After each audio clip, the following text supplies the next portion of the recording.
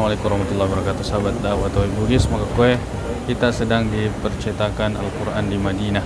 Di yaro masjid, yaro Al-Qurannya di Masjid Nawawi biasa diruntuk yaro dicetak ya koyon rona.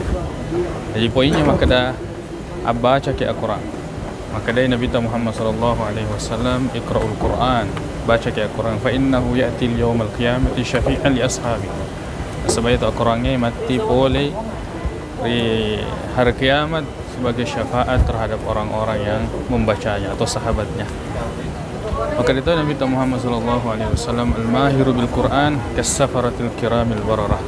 Maka dah ya roto macai membaca Quran atau mahir terhadap Al-Quran menjemput si bawai malaikat. Walladhi yaqra'ul Quran, yaitu membaca Al-Quran, wa yatata'u fihi, kemudian dia terbata-bata, bahwa alaihi syakkun, masusah nasib dibaca Quran sulit ya, lahu ajran, menjemput untuk dua apalah. Tayyib kemarin kaki mencaji ashabul Quran, sahabat-sahabat Al-Quran yang mahir membaca Al-Quran, hidup dengan Al-Quran, dan yang paling penting mengamalkan Al-Quran. Tayyib, barakallahu fikum. Assalamualaikum warahmatullahi wabarakatuh.